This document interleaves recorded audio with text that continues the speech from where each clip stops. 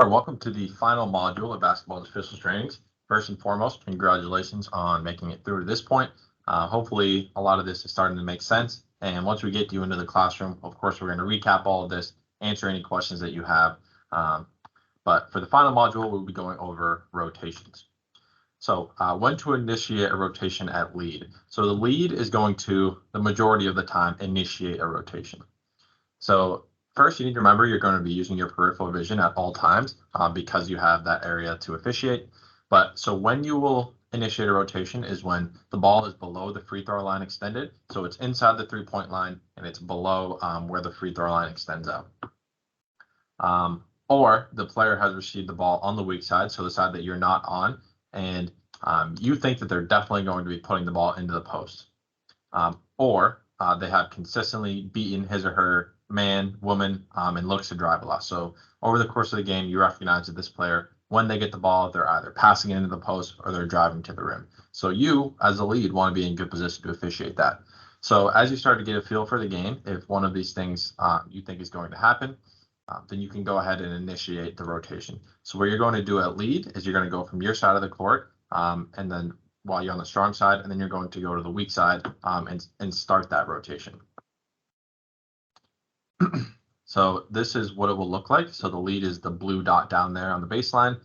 So essentially the ball is on the other side of the court in front of the center there. And you think as the lead, the ball is going to either be given to the post, the player in the post, or that player is going to look to drive. So you will close down and then you will rotate to the other side. And then when you do this, your other officials will need to recognize this. So if you're the trail or you're the center, recognize that the lead has initiated this rotation. The trail will bump down, become the new center because they're on the weak side and the opposite side of the lead.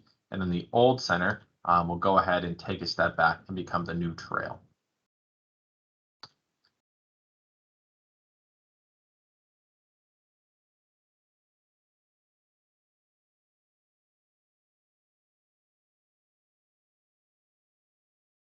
So I'll play it again. One thing that I want you to notice, so we'll see the lead down at the bottom of the screen initiate the rotation.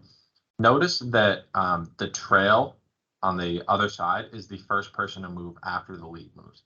So essentially, we don't ever want to be without a center official. So while that lead initiates the rotation, we don't want the current center just bailing out of there right away before the other trail has a chance to move.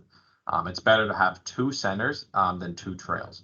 So we'll play it again. You'll see the lead move first. You'll see the trail on the far side move down to be the new center. And then eventually you'll see the player or the official that's closest to us move back, go from center to trail position. So keep an eye out for all that.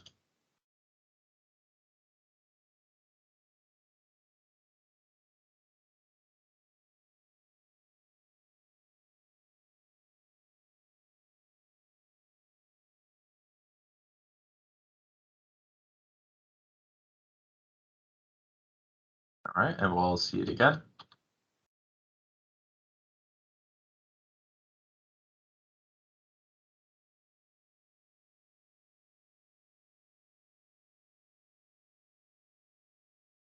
So this is going to happen pretty quick. The lead is already sort of starting to rotate there, but what you'll see is when that lead rotates, it's going to allow the center on the far side to run back up and to start to get into good position to officiate the matchup with the ball that's near half court. This is important because this official, the current center that will become the trail, is going to need to be close enough to officiate that play to see a backcourt violation perhaps, as well as looking at a 5-second count. You'll see him paying close attention and putting his arms out to let everybody know when a 5-second count stops and starts. So we'll see the lead move first. That center runs back to get his matchup, and then you'll see the old trail eventually rotate down.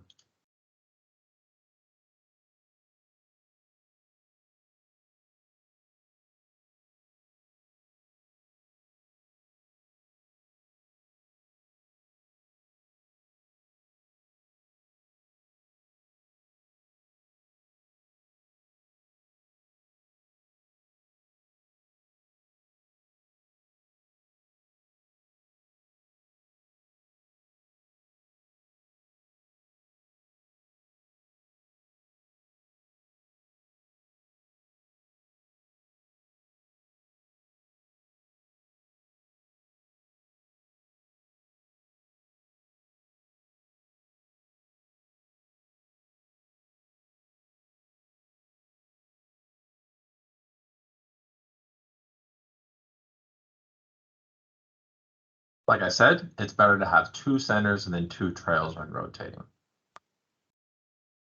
So the responsibilities while a rotation is happening, that lead is going to need to make sure they keep their head on a swivel so that they can continue to call their old primary or that area in the lane until everybody else is established in a new position. So when you rotate as the lead, just be aware that you need to officiate in front of you, but your old primary is going to need some attention as well. You don't want to pivot too early as to turn your back to that old primary. So make sure that the rotation is finished before you pivot to look at that new primary. The trail and the center, they're going to need to focus on primary area until that lead gets into new position. So you wait until that lead gets into their new position, and then eventually you're going to rotate. And make sure that you're staying with your competitive matchups as needed. So look at if there's matchups in your area that are occurring and they're battling a lot and they're competitive, make sure that you keep your eyes on that even while you're rotating, just so that you can continue to officiate. Use body language with your partners so that you know that you're staying with the players. So essentially keep your body and your head turned towards them to let everybody know that you have that matchup.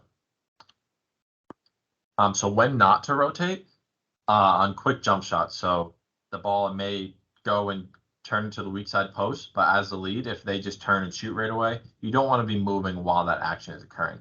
So if it's quick catch and shoot, you don't need to rotate in that position. You also don't need to rotate if the ball is just being passed around the edge of the 3-point arc. Unless somebody starts to make a move towards the hoop or the ball is going to be passed into the post, you don't need to be rotating every time the ball goes around the court. You also don't need to rotate when all 3 officials and the ball are not in the front court yet. So if it's on a fast break or it's a little bit in transition, you don't need to worry about rotating right away until the ball as well as your other 2 officials are there with you. The last few seconds of a quarter or a half, again, you want to be standing still when you're officiating as much as possible so you can have the best angle. So if it's coming down to the last few seconds of the clock, then you don't want to be rotating during that either. You'll hold your position and just officiate from your current spot. As well as if there's a loose ball. So if the ball is not in possession of either team, you don't need to be rotating at that as well. The only exception is if you're trying to get a better angle for either a loose ball foul or a jump ball situation. This graphic will be facing an unnecessary rotation. So this may happen if there's a quick turnover. So let's say that you start to rotate to the far side, that section that's in the blue, you're trying to rotate under the basket because the ball is being passed over there, but there's a quick turnover and then we're going the other way quickly. We call this a banana back. So essentially you're going to make a little banana shape. You start your rotation, there's a quick turnover. You don't want to confuse your other 2 officials, so you'll just trace your steps back and you'll become the trail on that side. So that way the old trail can continue to be the lead and be in front of the play rather than the center having to try and hustle and sprint to try and beat the play down the court. So pay attention to the lead here. We call this a lead banana back. And then we're getting down the court. That lead can maintain their position. The center will go back as well. And then the old lead will become the new trail. When a center can initiate a rotation, so the team has just established front court possession on the center side, and that player with the ball is starting to feel some sort of pressure or is being trapped right in that corner, kind of like one of the videos that we saw. This is when your center is going to want to get into good position so they can officiate that play. So they will initiate the rotation by coming high up to the midcourt line so they can get into and have a good angle to see backcourt violations, fouls, traps, etc. And they'll become the trail eventually. So the lead is going to need to recognize that. So we'll see that trap, and then the center will go up to officiate that, and then the lead will just move over to that side, making it the strong side and becoming the lead and the trail on that side.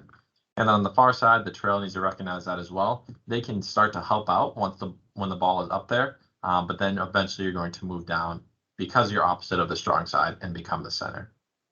This is only necessary when there's a trap or when somebody's being pressured in the corner on the center side. It doesn't happen a ton, but we want to be in good position for that. So in this scenario where you see that ball bouncing, pretend that is a player that's being trapped or pressured. and we'll have the center move up so they can officiate that, and then the other two rotate as well. Okay, out of rotations, looking at last second shots. So the center or the trail that is opposite of the table side is going to be mainly responsible for determining whether a player got the last shot off before the clock ran out. They'll do that because they'll have the best view of the clock as well as the player shooting. However, if it's on a fast break, the lead is likely going to be the first one down the court, so they'll need to just help out, and they may be responsible for that as well. This is a good thing to talk about during pregame, during halftime, during a timeout close to the end of the game. Okay, who's going to be responsible for the last second shot, just so that everybody's clear and we have one consistent call.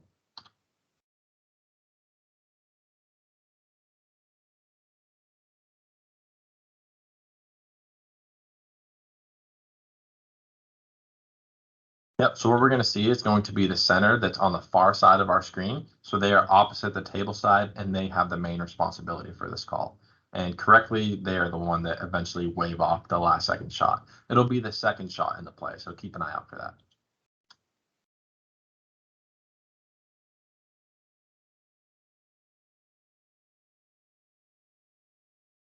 Okay, and finally, just some tips for officiating basketball.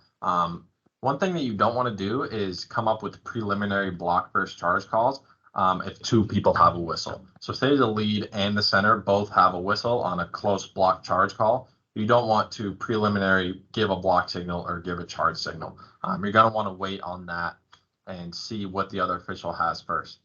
If there's a double whistle, look at each other, and whoever, if the call is in somebody's primary, let them officiate that and give their call. However, if one person has a violation and another has a foul, or it's kind of one of those gray areas, feel free to come together before making any signal. So come together, meet to discuss, and try to come up with a collective decision, and then make your signal so that it's all clear and we don't have multiple signals coming in to make it confusing. Another just tip for officiating is see the play. So you want to anticipate fouls and anticipate violations, but you don't want to assume. So if somebody's driving to the basket and it looks like there's going to be contact, you don't just want to automatically put a whistle on it and assume there's going to be a foul. You want to anticipate it, anticipate the foul, and then when you see it, you can put a whistle on it, but you want to see the foul and see the play before you blow your whistle. If you assume, that is when you're going to have the player may go up for a layup and it looks like somebody's going to foul them, but last second they pull off. If you put a whistle on that, it's going to affect your integrity. So make sure you see the play. And then lastly, just double check the clock for the score and the time. Make sure that you're having good communication with your scorekeepers and your other officials to make sure that everybody's on the same page. Other than that, good luck. I am very excited to see you all in the classroom again, and we can end this module. You have one final quiz to take. But again, congratulations. You have made it to the end of the online version of the blended learning.